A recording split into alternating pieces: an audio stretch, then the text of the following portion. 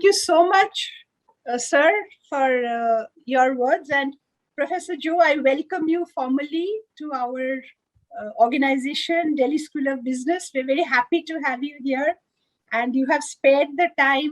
Professor Joe is with the Public Health and National, he's the Public Health and National Course Convener, Institute of Health and Management, Melbourne, Perth. But I will not do the introduction today. We have Professor Saurendra Bhattacharjee, who will talk to you about Professor Joe and what he has been doing. And then over to you, sir, who will talk to us about sustainability, which is so important in today's world. Thank you so much for joining us, sir. Namaste. Over to you, Saurendra, sir. Yeah, thank you so much, ma'am, and good afternoon, Professor Joe. I'd be introducing your credentials, which is a huge one. I've shortened a little bit, but I might omit some major points. But I think he is an accomplished institution builder, academician, diplomat, and a global leader in public health, rights and social development, and with an experience of 25 years more in health and social development. He has a proven experience in administration and management of complex multi-stakeholder projects. I think these are all development projects. And he has an extensive and exhaustive technical expertise in reproductive health, health rights, and health emergencies. In addition, Dr. Thomas is an expert in developing high-value strategic partnerships with government, UN agencies, and non-state actors, and drafting complex MOUs and bilateral agreements, and establishing multi-stakeholder alliances. He also is a member of a board of governors of several national and international NGOs. Now, given his experience of 25 years, he has worked in more than 50 countries and carried out consultancies in India, Hong Kong, China, Australia, to name some of them, right? And he also worked as an advisor and short-term consultant to WHO, World Health Organization, on several projects. Let me first talk about his contribution to intergovernmental support initiatives. Like we have all heard about the Intergovernmental Support Organization on Climate Change, right? So Dr. Thomas has worked as an executive director on the Intergovernmental Organization of 26 governments. Means 26 governments came together in that forum, which is called Partners in Population and Development, PPD. In this capacity, he represented PPD at UN General Assembly in New York and the World Health Assembly in Geneva, spoke at the UN General Assembly on antimicrobial resistance, sustainable development goals, migration and refugee compact, South-South cooperation. Also, he supported many interministerial conferences, which is very key to take policy decisions across the globe. To name a few, interministerial conferences on sustainable society, cities, human mobility, and international migration in Indonesia, priority, population and development challenges in the context of SDGs in 2016 in Dakar, Senegal. To highlight some of the major consultancies he has done. Okay, he was a consultant he was a WHO consultant on health and cooperation assistance, and helped the HO's SEERO members states to achieve their 2030 SDG 3.3 goals. As a senior consultant to the WHO headquarters, Geneva, Dr. Thomas provided technical support to gender equity and human rights during its tenure, and he helped in the transition period to meet the donor and in-house obligations and fill the human resource gap. As a director of UNAIDS support facility, Dr. Thomas has developed dynamic networks with global funds such as the World Bank, UNHCR, IOM, UNAIDS, UNFPA, etc. Dr. Thomas is familiar with drafting high-quality briefs and advice to ministers, diplomats, and elected representatives. But he has also contributed in the academics. In his capacity as an academician and researcher, he has authored 4 books and published over 50 peer-reviewed journals, right? Papers in journals. Dr. Thomas was a pro-vice chancellor and the founding director and a professor of social determinants of health and social policy at Jodhpur National University. In his capacity, he supervised PhD students and created a scholarship program for 150 staff from Ministry of Public Health of the government of Afghanistan to do their MPH course. From 2019 to 2021, he was at the MIT World Peace University, where he supervised the establishment of 5 new schools and 9 transdisciplinary master's courses. I don't want to name those courses. You can understand the breadth of work he had done in these 2 years. Okay. Currently, he is also a visiting faculty on the School of Health Sciences and Social Work, Portsmouth, UK. And also he is working as a professor of public health and the national course convener at the Institute of Health and Management in Rosanna, Victoria, Australia. Sir, I would like to invite you to share your experience on sustainability, climate change, anything you want to talk about to our students in this induction program. Thank you for coming and sharing your experience. Thank you, Dr. Sarindra. It is a very elaborate and very lavish introduction, and it put me a bit embarrassing situation. I was thinking that I may be talking to the students, not you're talking about me. Anyway, thank you. I appreciate your generosity. And also let me thank you, Professor Soma, and also Professor Thakur. Professor Raju Thakur is my great colleague at our previous work, and we had an opportunity to work together. I really appreciate his leadership and foresight about education, higher education. So I begin with thanking also your institution. It's a very appropriate theme to look at the sustainability. And maybe I'll begin with the take-home message first. And my understanding is that most of you are looking at the issue of business management and related areas. You are trying to get your degree or a further education. And my take-home message is very clear. And a sustainability consciousness is an essential component for your leadership, success of your leadership in future. I repeat, an idea about, an understanding about, or a sustainability consciousness is essential for your success as a business leader. This is my summary of my presentation, which I put it across first. And today, some of the issues I would like to discuss about, and I was thinking that this is a small classroom, and I prepared a slide and thought maybe I'll just come back to that.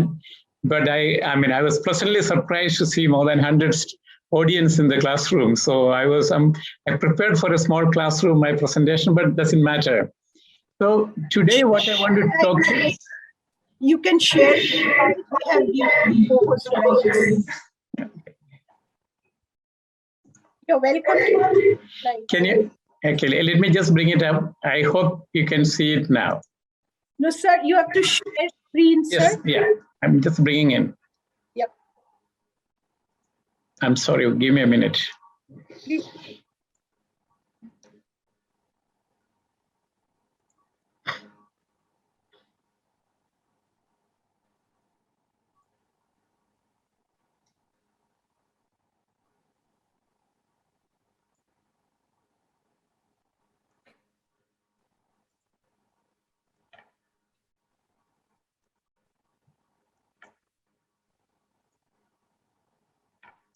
Okay.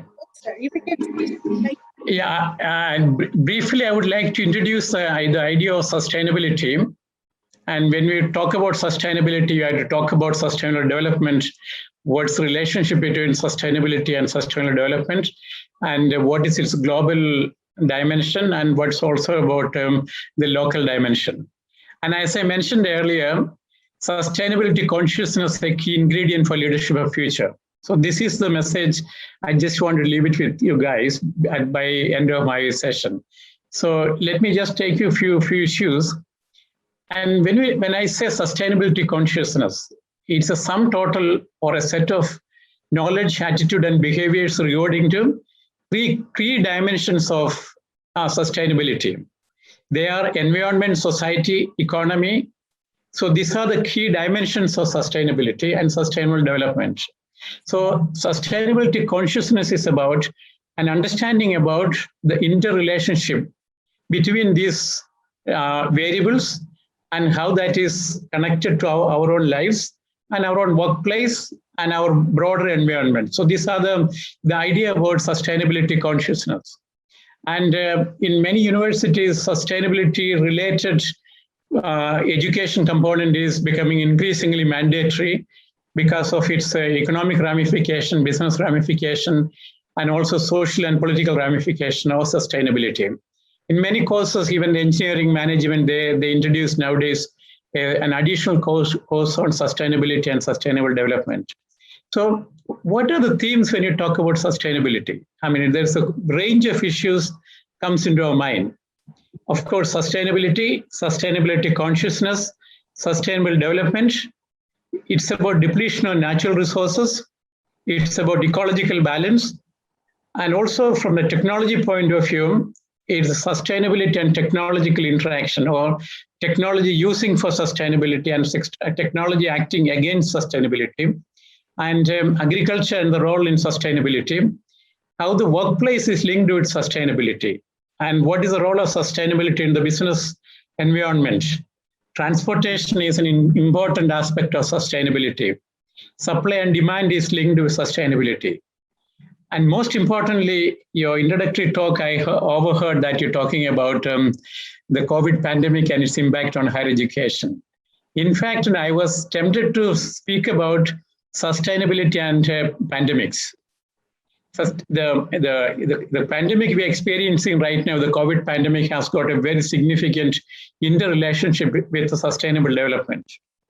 Or the pandemic is an outcome of some of the development process. So I was tempted to switch that, but let me stick to the point I want to make, but maybe some other time. But keep in mind that sustainability is linked very intricately with many other dimensions of human life.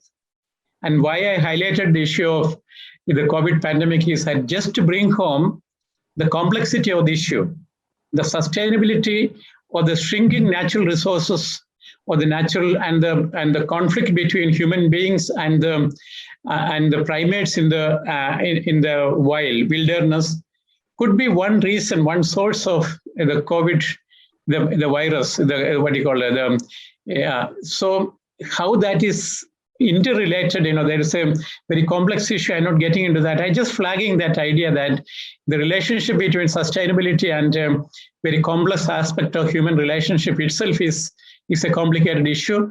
So this all should be part of your sustainability consciousness. A leader, particularly you're training future business leaders, they should have a clear understanding about sustainability, how that is linked with their business. That will be very detrimental for their success in their future life. And when we look at sustainability, sustainable development, what's the difference? If you look at very briefly, sustainability is today's view of how we are interacting with our environment, whereas sustainable development is a long-term goal.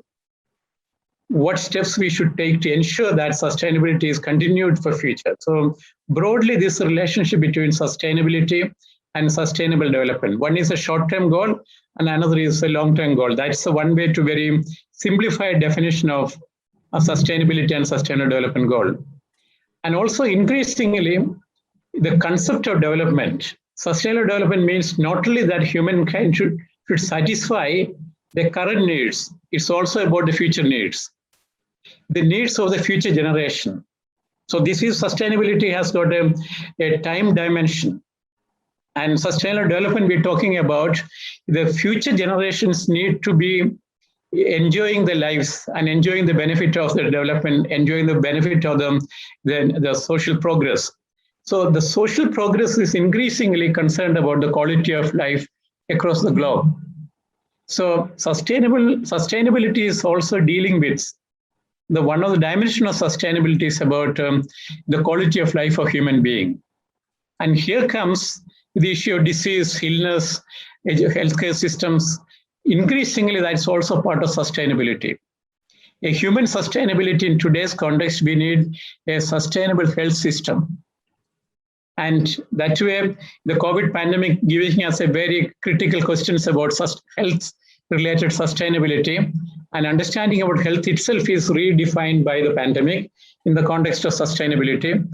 And increasingly, we look at global health security as a global peace. So this is the level of our expansion, the boundaries of sustainability we are talking about.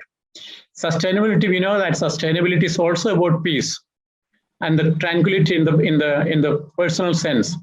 That peace comes through, we know that through various means. But today, increasingly, we are saying that health is peace, world health is, global health is peace. Strengthening the health systems across the globe is essential component of peace. So these are some of the new challenges of or expanding the meaning of sustainability in the context of COVID pandemic. I'm tempted to link this between these two because of you opened the session with the impact of COVID pandemic and when you're likely to open and things like that. But in the context of sustainability, many countries, they worked out a roadmap towards re-establishing the life or reconstituting the post-COVID era or post-COVID life. There are many countries, they created a roadmap. That roadmap is also based on the concept of sustainability. But today's session is not get into that details. And also when you talk about sustainability and sustainable development, sustainability is a process. And it's also a process of environmental protection, social problem. And also it's defined as a process and action through which humankind avoids the depletion of natural resources in order to keep an ecological balance that doesn't upset the quality of life of modern societies and also the future societies. So the process of sustainability is ensuring that our enough resources and the systems are in place for the enjoyment and benefit of the future generation. Or we are talking about sustainability in the context of this generation's responsibility towards coming generation. So in a intergeneration, the parental relationship, it's a parent's responsibility towards leaving the planet as it is for the benefit of the children, or it is transforming in a better way. So these are again some of other key concerns about sustainability. And also it's a capacity to endure a relatively ongoing way of across various domains of life. And also generally we refer to coexistence of civilization, coexistence of maybe animal kingdom, coexistence of human being with the animal kingdom, and the coexistence of human being, coexistence of different nationalities, and coexistence of different cultures. So sustainability, one of the key value is about coexistence. And also it's about maintaining certain level of or rate of growth or certain boundaries of growth as we use the concept that sustainability of economic growth. And then the idea comes up, there is an ecological balance and there are boundaries of economic growth. And increasingly we know that we don't have exponential growth cannot be sustained over a period of time. The human civilization, natural resources are being pressed against our optimal level, and sustainability is challenged through increasing changes in the natural environment. We know that our the climatic temperature is increasing and the frequency of our flood, hurricane is changing. And also we know that our air pollution is one of the major issues with challenging the sustainability. Those who are in Delhi, you know the implication of environmental pollution. That again, one of the direct challenge towards our sustainability. There are different approaches towards understanding sustainability. There are different approaches towards implementing sustainable program. And also there are different approaches towards practicing sustainability. And one of the concepts is that we not only preserve the resources, we have to regenerate the resources for the betterment of the future generation. And also some people say we have to look at sustainability as a circular economy. Means circular economy is about your recycling economy, recycling your products, recycling your waste. So these are the two major approaches to sustainability. And also we look at sustainability from the point of view of the limitation of resources. We know that, for example, take the case of petroleum. Increasingly, there is an understanding that it's going to put certain restrictions. The petroleum industry may not be able to sustain the transport industry and our economic activity based on petroleum product. So just give an example, another dimension of the sustainability. I'm not trying to give a detailed definition or detailed analysis. I'm trying to flag some of the major issues, themes, and concerns when you talk about sustainability. And also when you talk about sustainability and sustainable development goal, most of you must be aware of or heard about sustainable development goal. The relationship between sustainable development goal and sustainability, as I mentioned earlier, sustainable development goals are a set of goals to measure the sustainability. And also this is what we call the agenda for 2030. There are 17 goals, sustainable development goal, and also this is approved by the UN General Assembly in 2015 September. And I'm proud to say that I witnessed that event. I was in the General Assembly when our Honorable Prime Minister was endorsing Sustainable Development Goal on behalf of India. So this is some of the historical moment in one's life, professional life. And also what you have to think, why I highlighted is that, the amount of work went into reaching certain consensus is phenomenal. And also I had an opportunity to be part of the intergovernmental dialogue and discussion about setting the 17 goals. And you may not know that initially there were 35 goals. And 35 goals, and now that 35 goals were reduced into 17 goals, 169 targets, and 230 indicators. So that gives the complexity of the issue we're talking about. We're talking about an effort towards defining sustainable development goal in 17 goals. And also there are 169 targets to define, to achieve, to reach sustainability through achieving 169 targets, and 230 indicators to measure the progress and achievement. So increasingly, most of the governments, it was signed by almost 190 countries, and the head of the state of 150 countries were at the UN General Assembly to endorse this. And almost about 10 to 15 years of preparation went into, to begin with, deciding about the Sustainable Development Goal and creating a consensus, and also coming out of the targets and indicators. It's a huge, phenomenal work done by the UN Intergovernmental Alliances and Partnership. This is also, I would say, that one of the major global effort towards creating a common agenda for sustainability. And that agenda is a time-bound agenda, and the global community decided to reach sustainability by 2030. And we know we are 2021, and we have hardly not even 10 years, 9 years. And probably one of the challenge because of the COVID pandemic is we have to start thinking about post-SDG goals. We talked about 17 SDG goals. Because of the COVID pandemic, probably we had to start thinking about post-SDG goals. Many countries started discussing about it. And also some of you may know that from August 1st onwards, India is the chair of the UN Security Council, and India is going to set the agenda for the global development, global issues. And I hope they may be taking up the issue of Sustainable Development Goal and what is a post-Sustainable Development Goal. So it's a casual remarks about, slightly deviating from my main point. It's also to give international dimensions about Sustainable Development Goal. Remember, Sustainable Development Goals are not one country's Sustainable Development Goal. These are sustainability of the planet. These are the sustainability of the human civilization. And also this talking about sustainability of the human and the food systems. So it's a huge endeavor partnership we are talking about. And also this really ambitious, and it came out of through an ambitious dialogue between the UN member states, local authorities, civil societies, the private sector, education sector. Almost all aspects of the human civilizational institutions contributed towards discussion on sustainable development. In that process, there is a revisiting, there is a re-examination of the concept of sustainability itself. And also when you talk about sustainability progress is measured in 5 P's. It's about people, it's about planet, it's about the level of prosperity, and it's about peace, and it's about partnership. The sustainability could be achieved through these 5 components. This is the consensus reached by the international communities, those who took the effort to understand sustainability and how to measure the sustainability, the progress of sustainability. And they understood sustainability can be understood in these 5 domains. And also it gives very interesting dynamics. Sustainability, the different aspects are interconnected, intertwined.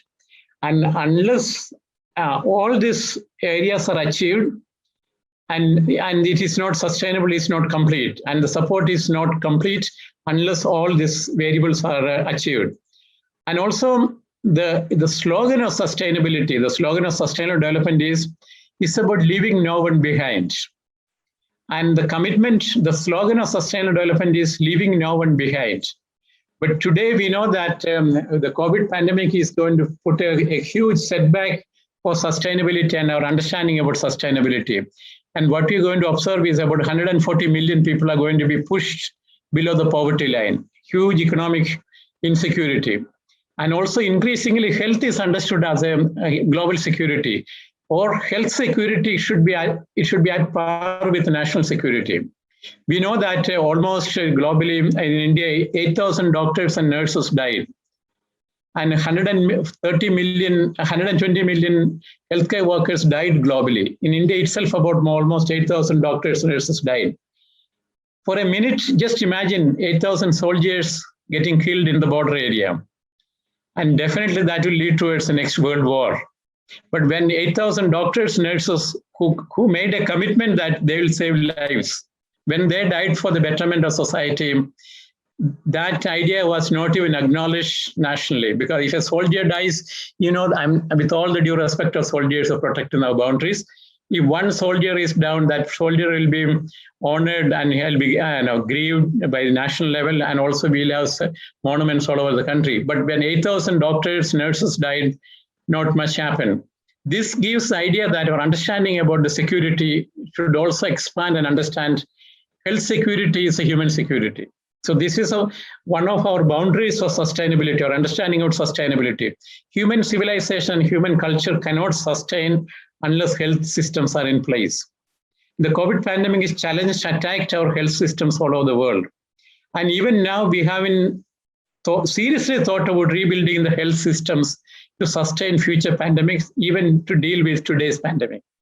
And also somebody made a snide remarks, we spend millions of dollars for our intelligence and counterintelligence, but nothing helped us to understand the intelligence of a virus, a microscopic virus, how it get into the human system, get into the social system, and it is completely damaged, disrupted the global system. So these are some of the ideas coming up in the context of sustainability and our relation and discussion in the context of today's contemporary issues. And today's one of the most pressing contemporary issues, the global pandemic. So let me just give the list of these 17 goals. And it's about poverty, ending hunger, ensuring healthy lives, ensuring inclusive and equitable education. It's about gender equality, ensuring availability of sustainable management of water and sanitation. It's about affordable, reliable and energy level. It's about food. It's about infrastructure. It's about reducing inequality and making cities livable. And also it's about consumption and urgent action for the climate change and its disruption, and the protecting, restoring them and sustainable use of terrestrial ecosystem, promoting peaceful inclusiveness, and also global partnership to achieve sustainable development goal. So these are why I mentioned about 17 is that look at the magnitude of sustainability when you're talking about. The sustainability the international community managed to put it in 17 goals, and they try to put it in a basket. But still we know that the concept of sustainability is much beyond the 17 goals and 169 targets and 230 indicators. So that's also again to give an idea about the complexity of the issue we're talking about. And as a concluding remark, I would again reiterate the point I mentioned. Understanding about sustainability is going to be one important aspect of success in the business sector. And why it is, we know that corporate social responsibility, largely talked about it, but the corporate social responsibility about ensuring sustainability. But that nuances need to be understood by the students and understood by the community. So in nutshell, I would congratulate the organizers to look at the issue of sustainability from a business management platform. And managing the business of sustainability is going to be one of the major challenges. It has got economic and social and cultural dimension. And probably we have to seriously think about sustainability as part of our education curriculum as well. I hope Professor Raju Thakur, and he is a visionary in the education sector, he may look at the possibility of sustainability and management, and also looking at sustainability and resources as part of the education curriculum of the business management students. And I thank all of you, and I congratulate for you to take up an important contemporary issue. Thank you very much. I'll be happy to take few questions if you have any, or I can answer some of the questions if there are any from the faculty as well. Thank you very much.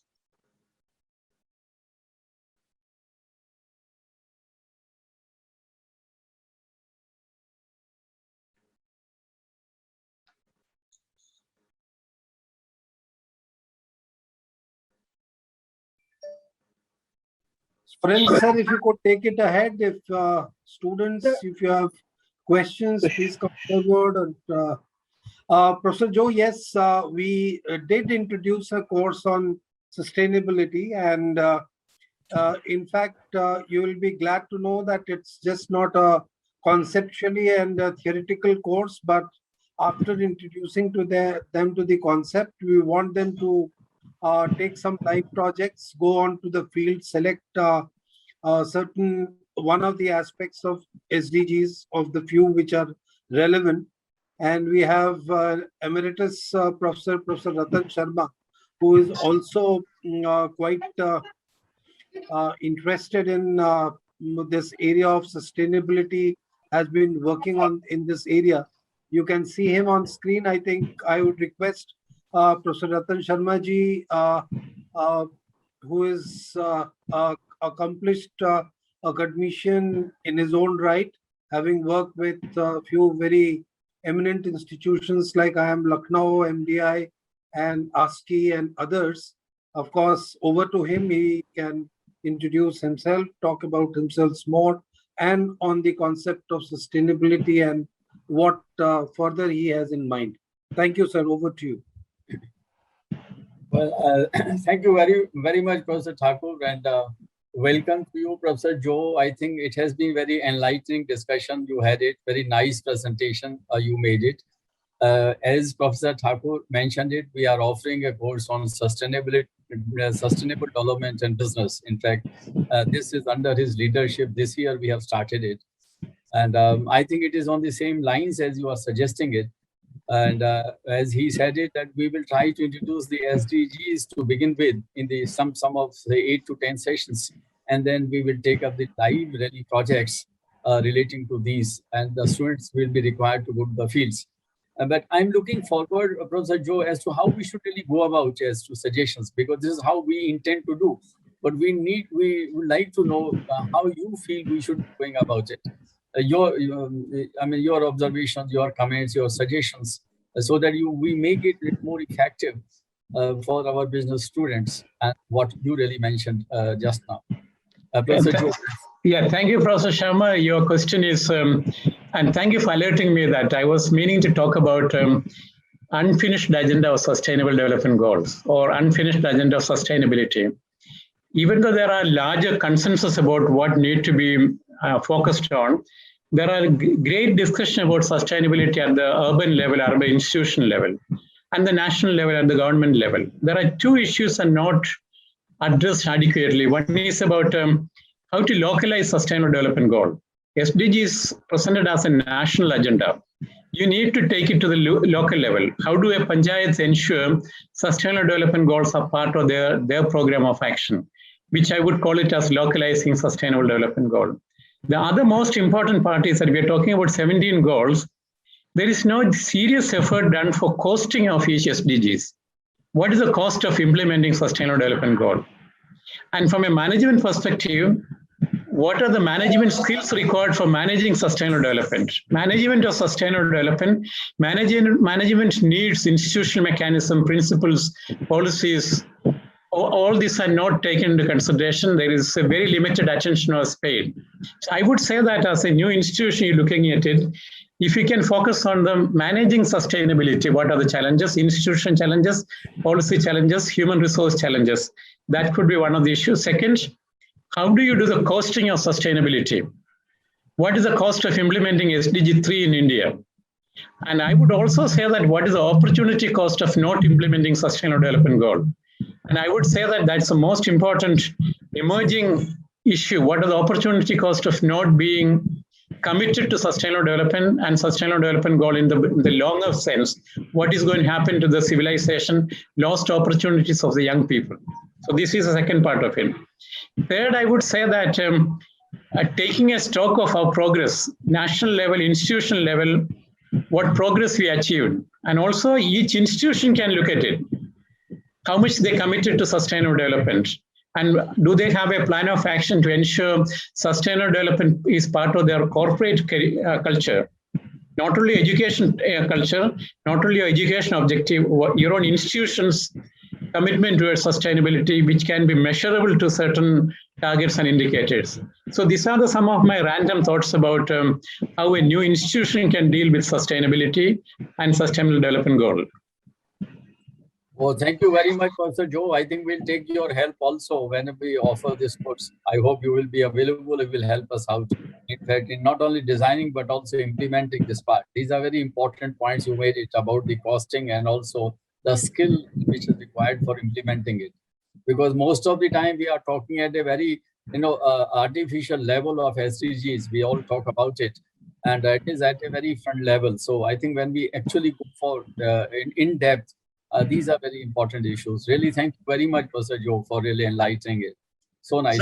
Sir, can I ask a question, please? Yeah, please. Sorry, sir. Before this, just before you ask the question, in continuation, I have information to share, and in fact, I am going to make a request to Professor Joe, which will to share few of his experiences in establishing a school where we work together in the University of MIT World Peace. In fact, in my during my stay at MIT WPO, few things that came to my advantage, personal advantage, was of knowing people like Professor Joe, and of course, Professor Joe was closely working with. I'm sure everyone would have known this gentleman called Professor S. Parasharaman, who is a world-renowned social scientist and was the director and which is equivalent to Vice Chancellor of Tata Institute of Social Sciences, and a very, very internationally renowned, acclaimed researcher, academician in his own field. So, in fact, he was the Vice Chancellor there of the university at MIT WPU when I joined. And later on, he became an advisor, and Professor Joe was working, in fact, very close. In fact, out of 24 hours, 18 hours, I'm sure he would be spending with him. And they together established a school around sustainability and a few other courses they had launched. So, sir, if you could briefly talk about that school, because that is something which is very much aligned to the idea of sustainability, so that we can have certain insights. Yeah, it's a great. Thank you, sir. Thank you for reminding me about the great time I had at MIT World Peace University. In fact, Professor Parasharaman, he was Vice Chancellor. He invited me to come to India to establish a new faculty. Under the faculty, we created 9 schools. The basic idea was to unpack 17 Sustainable Development Goals and create academic programs, and taking the essence of 17 goals into different packages. So we created a school of public health, global health. We looked at a school of sustainability, sustainable rural development. We looked at this the school of peace and philosophy. And we looked at environmental management. So what we did is that we tried to convert the 17 goals into master's level and PhD level program. So this was a task I was given. I was the associate dean, and I was part of the team who created the syllabus for these 9 courses. So, and all this program, what I ensured is that sustainability is unpacked and created a master's program. So yeah, I don't know whether many universities in India tried that towards that direction. So even sustainability, when you talk about localizing sustainability, we looked at rural development and sustainable rural development, what is its implication. So this is a level of detailed planning went into it. And I'll be quite happy to associate with Professor Thakur if you're looking at any idea of looking at the management of sustainability. But I would also say that in the Indian context, two more important issues, the issue of data for management, and also the definitions and policies. And for example, I'll give an example about it. India, the reporting child labor, the situation of children, girl children, one of the major issue is that who is a child? We don't have a common definition. Ministry of Health, mostly anybody under the age of 14. Ministry of Labor, it can be 14, it can be 18, but in practice, and a girl can get married at the age of 18. So there are different definitions by different ministries, different approaches. So national level, we don't have a definition saying that child means anybody under the age of 18. Legally, we have it brought in. Like there are similar issues about our data collection. So, and this has got issues about parental concern, access to treatment, and also your franchise, the electoral responsibility, being elected to the constitutional, getting elected, and also managing maybe an industry. So there are many issues about, there are several development policy has to be in place to ensure sustainability is being implemented in the right sense. And also, maybe a small team should start thinking about what is post-sustainable development goal. After SDG 17 to be finished by 2030, are we going to let it go, sustainable development goal, and effort towards it? And how the COVID pandemic is going to seriously compromising our capacity to reach sustainable development goal? And also closely monitoring, coming out with research, coming out with plan of action, and coming out with the technical skills to manage this transition.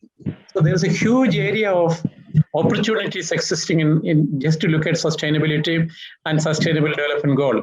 And also it's about our civilizational responsibility and the civilizational existential challenge. That's what I would say. Thank you, sir. Yeah. Can I ask? So please, sir. Yeah. Actually, I have taught environmental economics and I have really worked on sustainable development. And I somehow get confused with the Robert Solo's definition of replacing man-made capital and it's replacing natural capital with man-made capital to ensure growth and maintain the well-off for future generations. Somehow it is a conflict with the ecology or whatever, right? So that's but however, I don't want to ask questions on that. I want you to please throw light on something.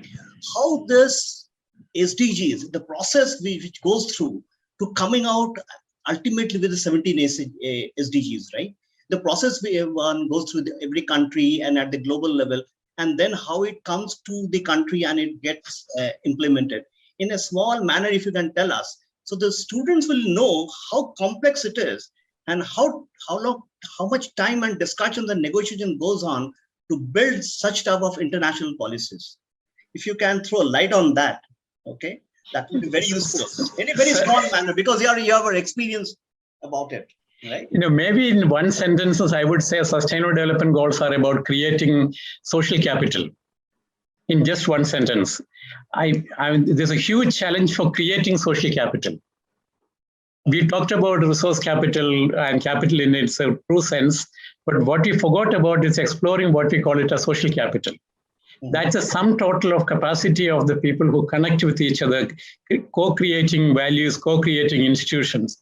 So that's the one part of it. For example, one of the civilization challenges may be how we create new institutions to ensuring sustainability. Because today we have an idea, set a mental picture about institutions. Most of the institutions doesn't have the capacity to deliver the goals we are talking about. We have political institutions which are about 100-year-old. Political parties, as we know today, is less than 100-year-old. But many of the political party as a party institution need to be reformed to serve the purpose of ensuring the sustainability, ensuring the development, and also collective responsibility towards its citizen.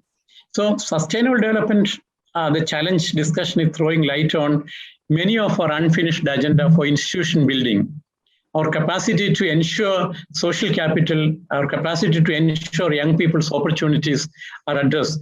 And also it's mostly about how our allowing our elderly population to age actively or age healthy. And we are talking about life expectancy has increased about 20 years within the last almost 50 to 100 years. But how do you ensure the social benefit of the elderly, they're receiving it and they're giving back to the society? India, we talk about demographic demographic contribution or demographic opportunities because of the younger population in India. Remember, India is also an elderly population. More than almost, when a society's population is more than 10% or 60 plus, that society is called an aging population.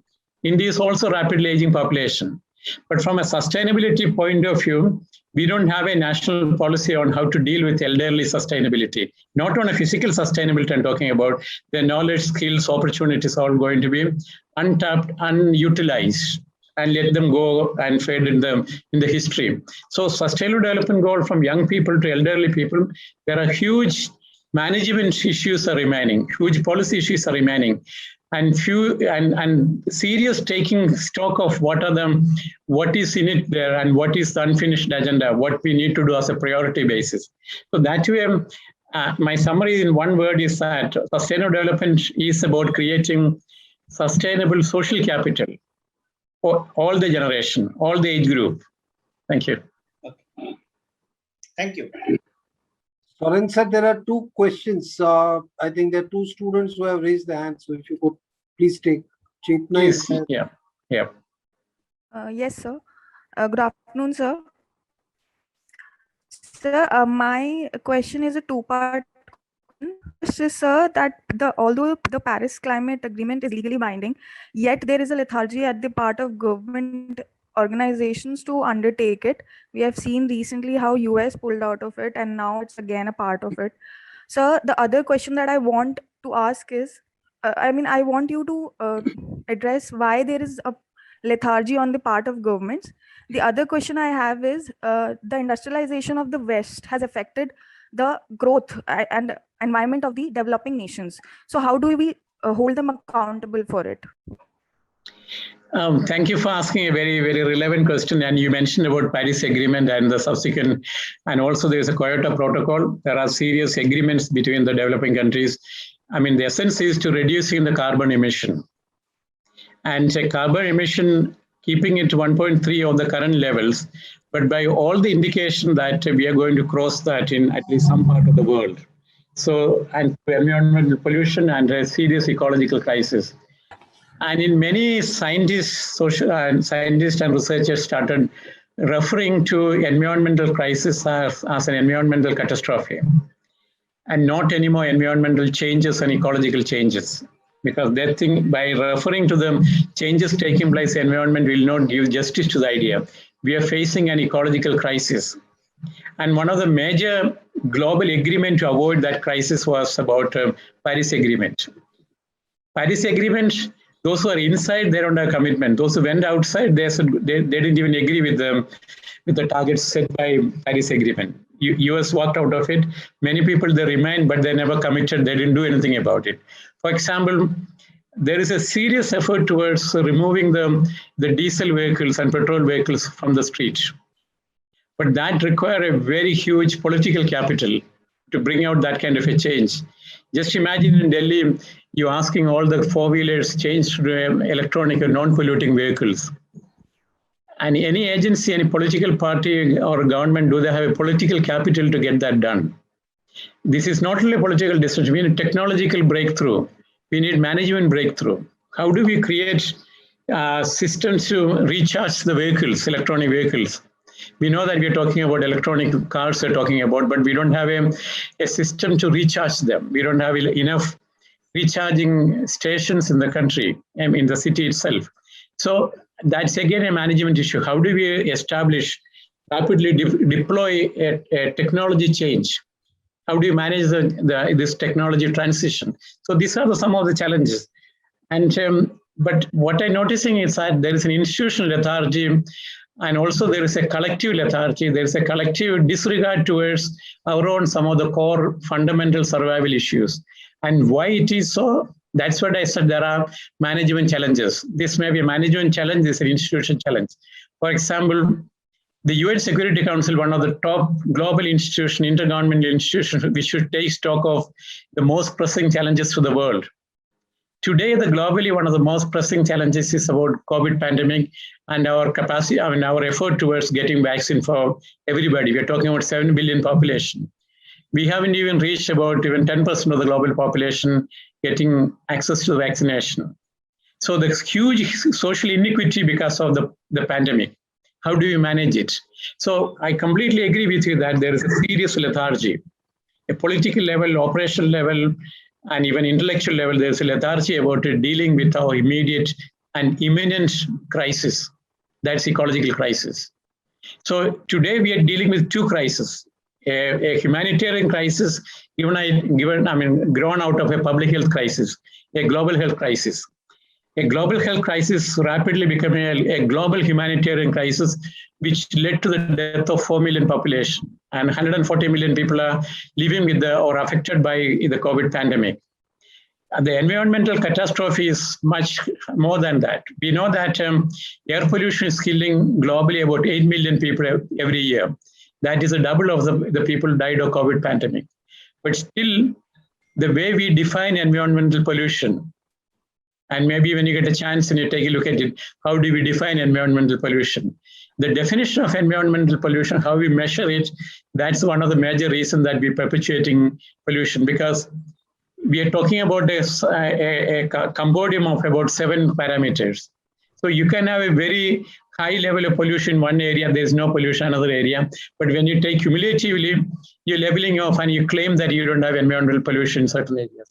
In many cities, we say that we are below the threshold, but that city may have a huge environmental pollution just because of the small microparticles coming out of the exhaust pipes of the four-wheel vehicle and two-wheelers.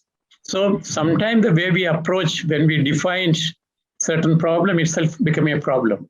And our definition of environmental pollution and the measurement to how to measure them environmental pollution is going to act as a barrier towards coming out with appropriate response, and also the right perception about the magnitude of the problem we are facing.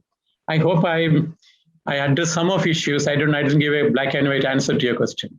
Yes, sir. Thank you so much, sir. Manasvi, you can ask your question. I also have a my first question is controlling overpopulation globally one of the SDG goals? Oh, okay.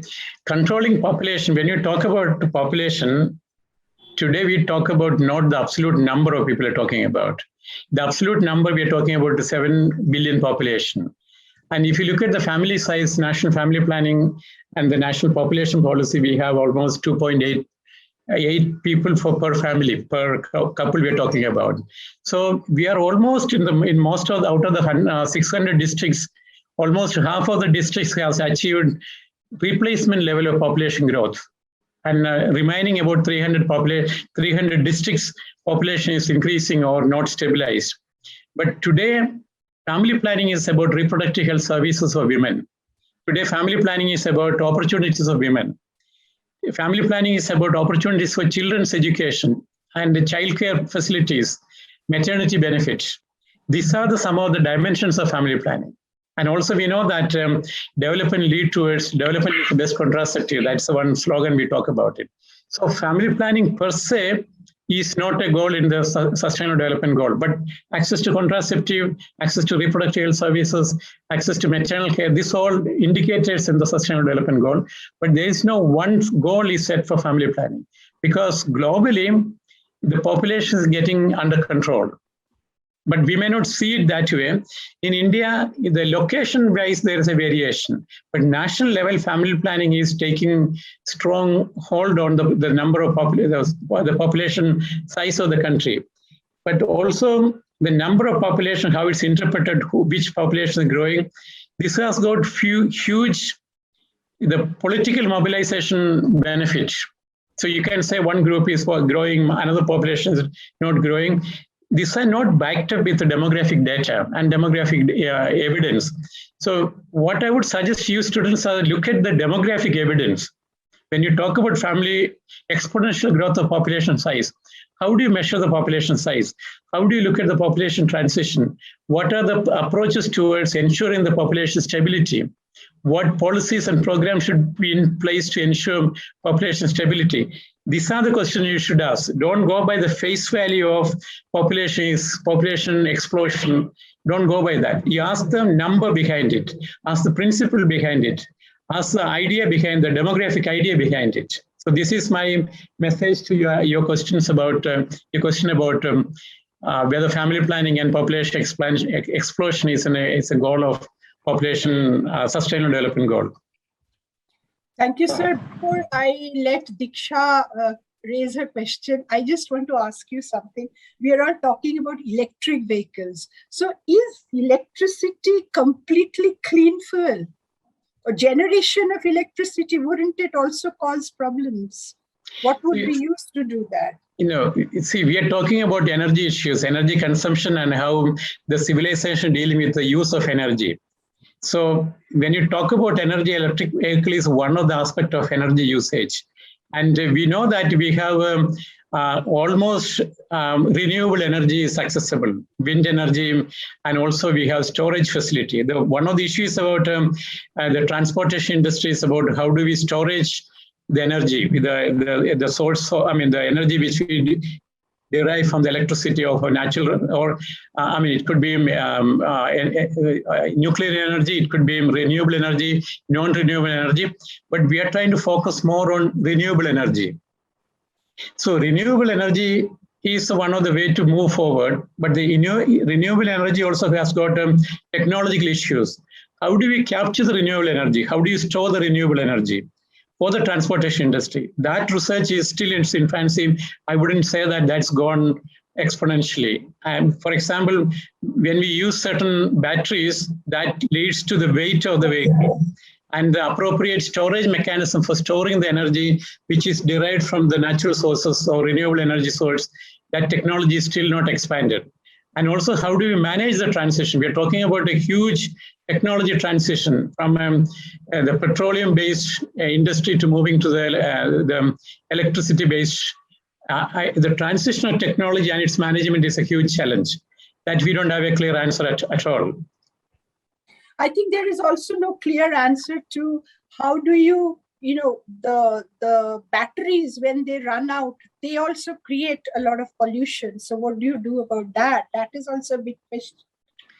It's not only disposing, manufacturing batteries, cadmium cells, they're coming from the precious minerals, and extraction of any industry. Extraction industry creates huge environmental pollution. Any extract industry, mining, it could be drilling, so that way the mining of the precious metals is contributing towards environmental pollution. So many of the issues we don't have the clarity about it.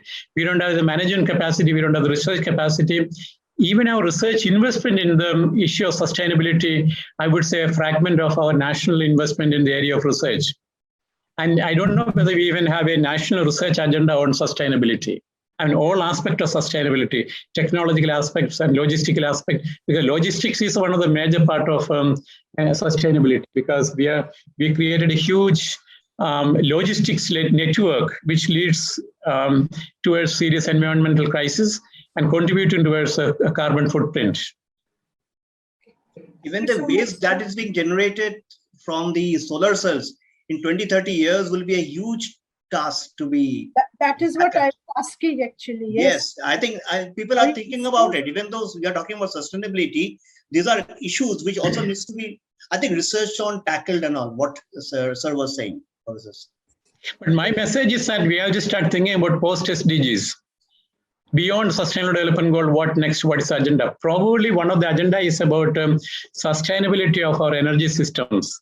Exactly. Yeah. And that needs very serious re-examination of our priorities. Yes. And whether we can also, we know that there are limitation of our resources, material resource limit, the growth limit, growth has got a certain limit. And how do you survive within that limit? And COVID pandemic put a certain brake on our mobility. So maybe these are some of the way we have to live with it. How do we live with reduced mobility? How do you live with a phenomena of reverse globalization? So these are the challenges. These are the new questions coming up. I'm not saying that I have answer. I have more questions than answers about when you talk about sustainability. Okay. Bhavika, you had raised your hand. Do you have think a this question? would be the last question. Yes, question. I think, yeah. Bhavika, I have another question.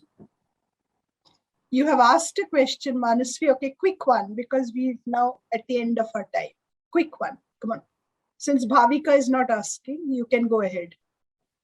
Question is, what cost-effective sustainable agricultural practices methods would you suggest that can be implemented in India, keeping in mind the fact that most farmers in India are small-scale farmers, and alternatives like drip irrigation systems are turn out to be quite expensive for small land holdings, and are also not quite applicable in case of bulk grain crops like rice and wheat. Yeah, you asked a very timely question, because the UN Summit on Food Summit, UN Global Food Summit just ended yesterday. It was an online summit and one of the largest UN meeting on looking at the food security and the food sustainability and food sovereignty we are talking about. But one of the messages is very clear. In the Indian context, we have to focus on small farmers, because the future of Indian farming, a large segment of population has to get out of the farming sector and come into the service sector or industrial sector. That's one part of it. At the same time, this transition of the small farmers to the industrial sector, moving to the urban sector, how do you make it less painful for them? And this is going to be a very painful social process in the Indian context, pushing a large number of semi-skilled, unskilled farmers from the agriculture sector and moving and pushing them into the labor force and industrial labor force in the urban sector. This transition is taking place. But that's going to be a very painful process, and it will have a very serious social consequence also. And are we prepared to face that social consequence? We have seen it sporadically, randomly here and there. If you look at the future challenges about the social conflict, how do you manage the transition of large-scale semi-agricultural laborers, agricultural landowners moving to the urban areas? But during that time, unless we have a focus on small farmers and family-based farming system, how do we support them? Because we are not talking about large-scale commercial production that will sustain only an industrialized agriculture economy. India is a still rural agrarian agriculture society, not yet industrialized, but that industrialization also cannot take place rapidly. And particularly in the context of COVID pandemic, this transition is going to delay, but the transition is going to be more painful. So this is my observation about what are the sustainable solutions in the agriculture sector. And one thing is, if you look at the global experience, agriculture sector has to expel large number of workforce from agriculture sector to service sector and industrial sector. But do we have the skills for them? The skill building for this transition is very inadequate if you look at the skill level of the transition. And most of the small scale farmers, small agricultures, the family owned agriculture farmers, they'll end up as unskilled agriculture laborers in the cities at the huge cost of the quality of life. And they have to compromise, they'll be forced to compromise on quality of life and disruption of the family life and disruption of their civilization link. So this challenge, how do we deal with it? And quite frankly, I cannot see any positive lines in the Indian agriculture transition. Even though there are many experiment is going on, one of the major difficulties is that this is not through an extensive consultation process. Consultation process is a consensus building process. And Indian agriculture future need to be a huge consultative process to reach a common consensus on the transition and how to reduce the pain involved in the transition of agrarian system to an industrial system or a service-based industry system. Thank you so much, sir. I think we have really taken up a lot of your time, and it was really, really nice of you to give us your time and share with us and be so willing to share your knowledge. I request our colleague, Professor Ram Sen, to kindly give a vote of thanks. After that, we shall present you an online memento, which we assured you will finally reach you in physical form.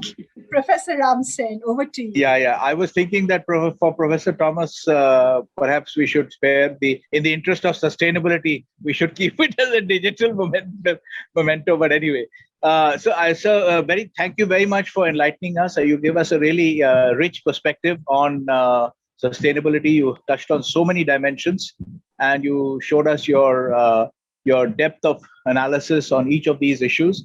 And you covered you give us both depth and breadth. It was really an eye-opening session. And I'll just briefly summarize what Sir talked about.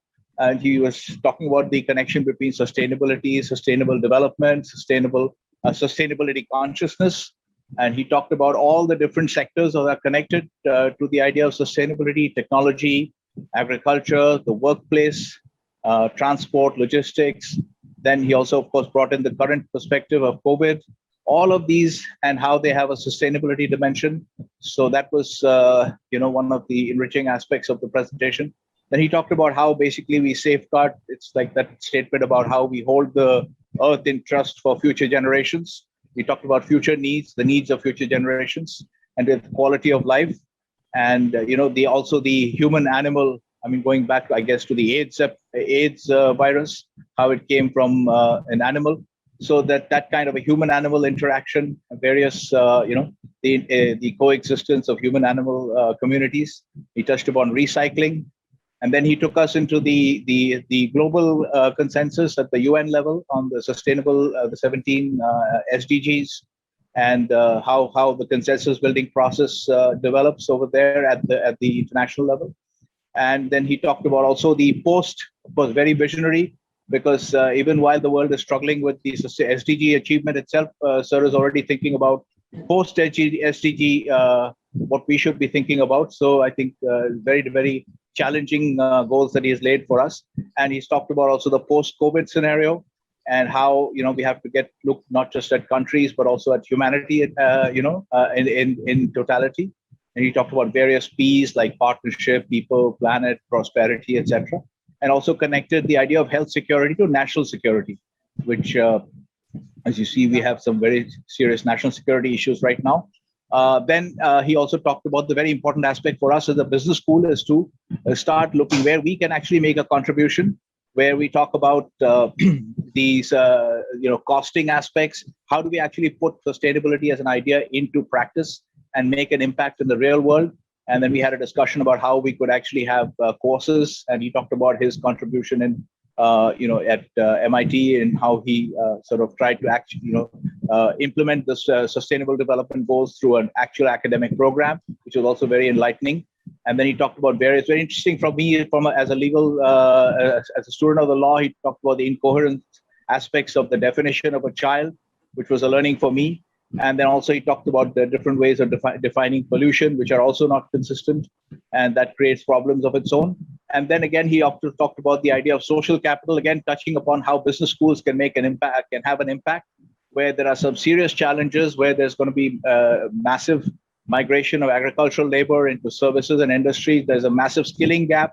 And how do we manage all that? Perhaps we can bring in some of the aspects he talked about, which are very relevant for a society where we typically tend to have an ageism problem, that how there is a wealth of expertise in the elderly population, how can we make use of it, looking beyond just their physical sustenance. So it was a very, very enriching and a very wide-ranging canvas that he painted on, very rich and deep perspective. And it was very enlightening. So thank you very much, sir. We are very grateful for having spared your time for us. And as Ratan sir said, we will be picking your brains in the future also. And so thanks a lot, sir. Thank you. Thank you very much. Yeah. Thank you so much, sir. And here is a memento for you. Thank you so much. Again, Thank you. Thank you so much. Right. I will forward this to you, and of course, Okay. it will reach you soon. All right. Thank you. Thank you. Shoma Right. ma'am, if I can just come in for a minute, I cannot restrain myself making some Yes, observation. I think this was the first of my opportunity to listen to you, Professor Joe, running commentary, which neither you were giving a live play on the ground, neither I see nor I see or assume that there is a teleprompter before you. I think it's the script which is inscribed in your mind with the long in-depth experience that you carry. Incidentally, I think he will agree with me that the time we spent together, and we were at a place where, and the culture where we were allowed to speak very less, and we had to listen, and probably listen, and especially in the public forums, and listen to probably one or two people, not more than that, the same one or two people. So I think this is the first opportunity where I am also enriching myself with this kind of a deep thought. And so this was on a lighter side, which I just thought I must share. And finally, thank you for volunteering your expertise with us. And I'm sure with the help of the initiative of Professor Ratan Sharma, we will certainly have your expertise and your association so that this particular aspect can be well integrated into the curriculum, and what more can be done. We can certainly take your expertise into account, sir. Thank you so much. Thank you. Thank you so much. Thank you, sir. Thank you for inviting me. It is a pleasure. It's our Thank honor, you very sir, much, that Professor. you came to us. Thank you so much. Thank you. Thank you very much. Thanks a lot. Yeah. Thanks. Bye.